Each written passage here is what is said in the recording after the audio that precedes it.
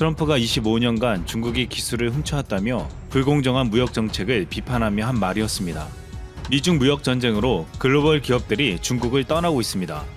중국의 100조 원 이상의 생산 거점을 가지고 있던 애플도 결국 떠나겠다고 했습니다. 애플은 맥프로 최신 모델 생산을 미국 텍사스에서 하겠다고 밝히며 현재 중국 생산량 중 15%에서 30% 정도를 다른 국가로 분산시키는 것을 검토 중인 것으로 알려졌습니다. 애플뿐만 아니라 구글, HP, 델, 마이크로소프트, 아마존 등도 필리핀이나 대만, 베트남, 인도, 말레이시아 등으로 이전하는 방안을 검토하고 있습니다. 일본의 소니와 닌텐도도 이전을 준비하고 있고 중국에서 1000만 명 가량을 고용하는 대만 기술 업체들도 중국을 떠나려고 하고 있습니다.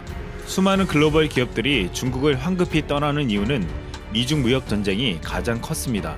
미중 무역 전쟁으로 고율의 관세 부과와 중국의 인건비 상승으로 제품의 가격 경쟁력이 떨어졌기 때문입니다. 글로벌 기업들은 공급망이 잘 구축되어 있으며 인건비가 낮은 베트남이나 태국과 같은 동남아시아 국가로 옮겨갈 준비를 하고 있습니다. 이 와중에 이 기업들이 한국 기업들을 배워야 한다는 한 언론의 주장이 나왔습니다. 홍콩 사우스 차이나 모닝포스트는 이미 2017년 중국의 사드 보복으로 삼성 등 한국 기업들의 탈중국 전략이 무역전쟁 와중에 관세를 피하고자 하는 서방 기업들의 모범이 된다며 한국의 탈중국 사례를 면밀히 관찰해야 한다고 지난 4일 논평한 바 있습니다. 이미 우리 기업들은 2017년 중국의 사드 보복으로 엄청난 손해를 보며 중국 시장에서 나와야 했지만 다른 글로벌 기업보다 더 빨리 동남아 등지에 생산 기지를 구축할 수 있었습니다. 최근 한국 기업들의 중국 실적은 거의 바닥이었습니다. 삼성은 중국 스마트폰 시장 점유율이 2013년에 20%로 정점에 달했지만 지난해에는 0.8%에 그쳤습니다. 현대 기아차도 2010년대 초반 시장 점유율이 약 10%였으나 지난해에는 2.7%에 불과했습니다. 이로 인해 삼성은 지난해 선전과 텐진의 스마트 공장을 폐쇄했으며 후이저우에 남아있는 중국의 마지막 스마트폰 공장도 문을 닫기로 했습니다. 이미 삼성전자는 베트남과 인도로 생산 기지를 성공적으로 이전했습니다. 삼성전자는 작년 인도 뉴델리 외곽에 연간 생산량이 1억 2천만 대나 되는 세계 최대 휴대전화 제조 공장을 열었고 베트남에는 4개의 생산기지를 만들어 지난해 매출이 74조 원으로 베트남 총생산의 28%를 차지할 정도였습니다. 삼성전자가 지난해 달성한 전체 매출 243조 5,100억 원의 30%를 베트남에서 담당하면서 중국을 넘어 삼성의 최대 해외 생산기지로 자리매김했습니다. 현대차도 최근 중국 베이징 공장의 가동을 중단하기로 결정했습니다. 현대자동차는 중국 베이징 1공장의 핵심 생산 설비를 인도네시아로 이전하기로 결정했습니다. 한국의 스마트폰과 자동차의 실적 부진은 다른 영향도 있었지만 사드 보복의 영향이 가장 컸습니다. 중국 판매량 감소에 결정적인 영향을 미쳤던 사드 보복이 2017년 말 마무리됐지만 이듬해 판매량은 별다른 회복세를 보이지 못했습니다. 또한 중국 정부는 자국 기업들을 노골적으로 키워줬고 한국 기업들은 가격 경쟁력에서도 밀리게 되었습니다. 중국 기업들은 중국 내에서 한국 기업들을 밀어내더니 이제 전 세계 시장에서 한국 기업들을 급속하게 추격해오고 있습니다. 전 세계 스마트폰 점유율 20.4%로 1위를 한 삼성을 중국 화웨이가 15.5%로 바싹 따라오고 있고 중국에서 OLED를 생산하는 중국 디스플레이 업체 BOE는 삼성보다 20%가량 저렴한 가격으로 위협하고 있습니다. 현재는 추락하고 있지만 한때 5G 네트워크 통신 장비에서 중국의 화웨이는 28%로 전 세계 시장을 장악했고 세계 통신 장비 시장에서 5%밖에 되지 않는 삼성을 압도했습니다. 그런데 중국 내에서 중국 기업들이 빠르게 성장하여 한국 기업들을 밀어내고 전 세계에서 중국이 한국 기업과 경쟁하게 된 데는 불편한 이유가 있었습니다. 중국은 자국 기업을 지원하고 집중 육성해 온 것도 있지만 미국을 비롯한 선진 국가들과 한국의 기술을 불법적으로 탈취해 왔다는 것입니다. 중국은 13억의 매력적인 중국 시장에 진입하는 기업들에게 중국의 기술 이전을 강요해 왔습니다. 그동안 중국은 지식재산권 침해, 산업 스파이 행위와 사이버 공격 등을 꾸준히 벌여왔습니다. 아담 히키 미국 법무부 차관은 중국 무역의 기밀 및 지식재산권 탈취가 증가하고 있다면서 이는 중국 정부의 중국 제조 2025와 관련이 크다고 주장한 바 있습니다. 그는 CNBC와 인터뷰에서 지난 2012년 이후 경제 스파이 사건의 80% 이상이 중국과 연관이 있다면서 10개 중 8개 분야에서 중국의 지식재산권 탈취 사례가 있었다고 말했습니다. 그런데 여기서 중요한 것은 중국은 미국뿐만 아니라 한국의 국가 핵심 기술을 탈취해왔다는 것입니다. 우리나라의 국내 총생산 대비 국가 연구개발 투자 비율은 세계 1위 수준입니다. 그 결과 메모리 반도체, 특수선 등을 중심으로 한국의 세계 수출 시장 점유율 1위 품목은 71개에 달합니다. 중국은 세계 수출 시장 1위 품목 최다 보유국으로 1693개나 되지만 이제 한국의 1위 품목까지 가져가려 하고 있습니다. 2012년부터 2017년까지 유출된 국가 핵심 기술 사고의 과반수 이상이 중국에 의해 발생했습니다. 유출된 기술은 고부가가치 선박 설계도면, LNG선 건조기술 등과 같은 조선기술, OLED 소재기술, OLED 세정기술 등과 같은 모니터 액정기술, 2차 전지에 관한 소재와 제조기술 등입니다. 이들은 한국이 상대적으로 경쟁 우위를 가지고 있는 신성장 동력 산업에 이용되는 기술이었습니다. 국내에서 2012년 OLED 기술 유출 사고가 발생하면서 중국에서 OLED를 생산하는 기업들이 모습을 나타내기 시작했습니다. 2016년 OLED 관련 중국 디스플레이 기업의 매출은 전년 대비 65.4%나 증가했고 한국의 세계 OLED 시장 점유율은 감소했습니다. 중국의 2차 전지 시장도 국내 기술 유출 사고가 발생한 2014년 이후 중국 기업들의 매출이 전년 대비 220%나 늘어났습니다. 이와 같은 현상은 기술 유출 사고가 발생한 조선산업이나 자동차 산업 등에서도 중국 기업들의 점유율이 커지는 동시에 한국 기업들은 피해를 보았습니다. 한국의 산업기술 유출 사고가 나면 중국 기업들이 나타나며 성장했다는 것은 우연이 아니었습니다. 그동안 이런 중국의 행태를 막을 길이 없었습니다. 미국은 꾸준히 중국에 경고를 주었지만 중국은 듣지 않았습니다. 이에 결국 트럼프가 강한 압박에 나선 것입니다. 그것이 중국의 대표적인 통신기업 화웨이를 제재한 것이었습니다. 트럼프가 내세운 제재 이유는 중국 정부가 화웨이를 이용해 미국과 우방의 통신체계를 무너뜨릴 수 있다는 것이었습니다. 화웨이는 중국 정부 및 군과 관련이 있어 네트워크에 백도어를 심어 중국 당국에 정보를 제공할 수 있다고 의심받았습니다. 또한 미국 법무부는 화웨이 멍한저우 부회장을 23가지로 기소하며 가장 중요한 혐의로 미국의 테크 기업의 기술을 훔쳐왔다는 것을 들었습니다. 미국의 화웨이 제재를 시작으로 미중 무역 전쟁은 점점 커져 장기화될 전망을 보이고 있습니다. 그런데 지금 미국이 중국의 화웨이를 제재하자 삼성이 가장 큰 수혜를 입고 있다는 보도가 나오고 있습니다. 미국의 대표적인 우방국가 일본이 중국 화웨이 제품을 사용하지 않겠다고 하자 일본 2위 통신사인 KDDI는 삼성전자를 5G 장비사 중 하나로 선정했습니다. 업계에 따르면 삼성전자가 2014년까지 5년간 KDDI에 공급하는 5G 기지국 장비 규모는 2조 3,500억 원에 달할 전망입니다. 2017년 세계 통신시장 점유율이 27.9%로 1위였던 화웨이는 점유율이 점점 떨어지고 있으며 불과 3.2%밖에 되지 않았던 삼성전자는 이를 계기로 앞으로 20% 통신장비 시장 점유율을 목표로 내걸고 있습니다. 업계 전문가들은 현재 한국 5G가 세계로 확산되고 있으며 한국 프리미엄이 붙고 있는 상황이라 이 목표가 불가능하지 않다고 보고 있습니다. 삼성전자의 중저가 스마트폰 갤럭시 A 시리즈도 미국 화웨이 제재에 따른 반사 이익을 크게 보고 있습니다. 23일 시장조사업체 카운터포인트 리서치에 따르면 올 2분기 갤럭시 A 시리즈가 삼성전자 전체 스마트폰 판매량에서 차지하는 비중이 56%로 집계됐습니다. 이는 1분기 24%에 대비해 2배 이상 증가한 수치였습니다.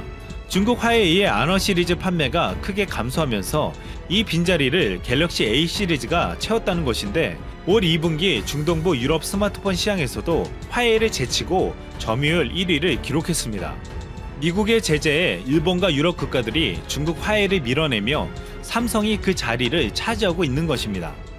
미중 무역 전쟁은 빠르게 성장하고 있는 중국에 대한 미국의 견제라는 의견도 있지만 그동안 부당한 방법으로 경제를 키워온 중국에 대한 미국의 응징이라고 보는 시각이 상당합니다. 이로 인해 중국 내에 있는 수많은 글로벌 기업들과 자본이 중국을 떠나고 있고 전 세계에서 부당하게 점유율을 높여온 중국 기업들은 흔들리기 시작했습니다. 이를 기회로 그동안 중국의 기술 탈취와 사드 보복으로 인해 피해를 보았던 한국 기업들은 시장에서 정당한 평가를 받게 되었습니다. 그동안 기술에 높게 투자해 오면서 세계 최고의 기술과 품질을 자랑했던 우리 기업들이 빛을 보게 된 것입니다.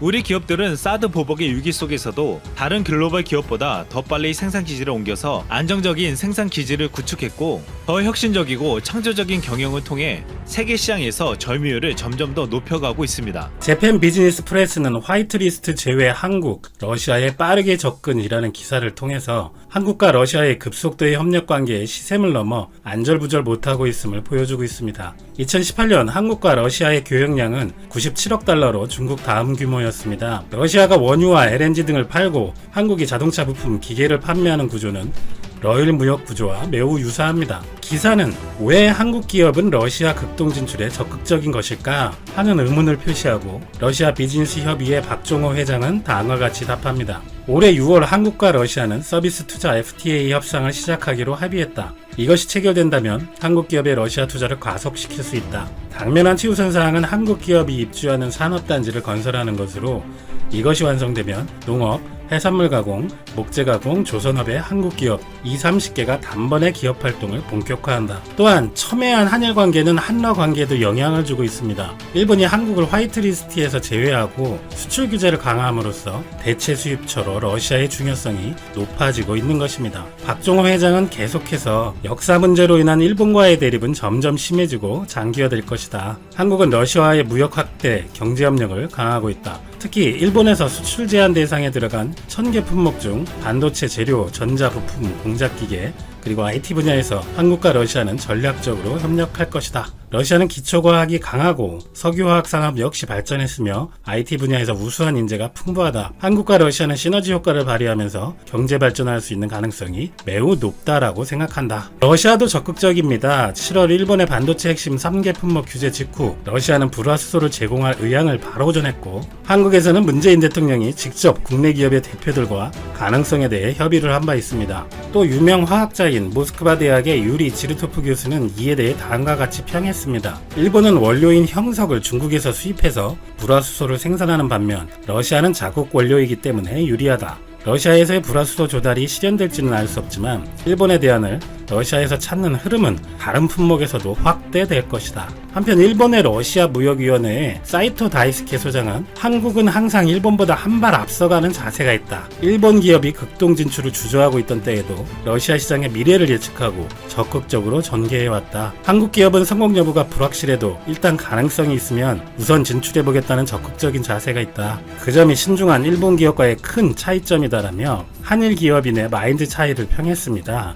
또한 한국은 시베리아 철도를 이용한 물류 수송에 적극적입니다. 일본에서도 소련 시절에는 시베리아 철도가 주요 수단이었지만 소련 붕괴와 함께 화물량은 10분의 1 이하로 떨어졌습니다. 최근에야 일본에서도 시베리아 철도의 편리성을 다시 알고 국토교통성이 파일럿 프로젝트로 일본 모스크바 시험 운송이 실시되었지만 한국은 이미 시베리아 철도를 상시 사용하고 있습니다. 그리고 뭐니뭐니 해도 한국에서 러시아 극동지역으로의 관광객이 급증하고 있는 상황입니다. 2017년에 블라디보스토크 일대를 방문한 한국인 관광객은 10만 명, 다음 해인 2018년에는 22만 7천 명으로 2배 넘게 늘었습니다. 이에 비해 2018년에 일본인은 한국의 10분의 1에도 못 미치는 2만 995명입니다. 단순하게 계산해도 인구 비율로 보면 한국인은 일본인보다 26배나 많이 방문하는 것입니다. 한국에서 블라디보스톡으로 직행하는 노선은 주 50편 이상, 지방도시와 블라디보스톡을 잇는 정기 여객선도 있습니다. 블라디보스톡 중심부의 한 카페는 한국어 메뉴판이 10권 있지만 일본어와 중국어는 1개씩밖에 없습니다. 반일 감정 때문에 일본 여행을 취소한 사람들 중 일부가 가까운 블라디보스톡으로 가는 것은 계속 늘어날 것입니다. 일본인은 러시아에 가려면 비자가 필요하지만 극동지방에 한해서는 온라인 신청을 하기 때문에 한국인에 비해 그다지 불리하지 않다고는 말합니다. 참고로 한국인은 러시아 여행 시 무비자입니다. 역시 문제는 러시아라는 나라에 대한 심리적 장벽이라고 기사는 전합니다.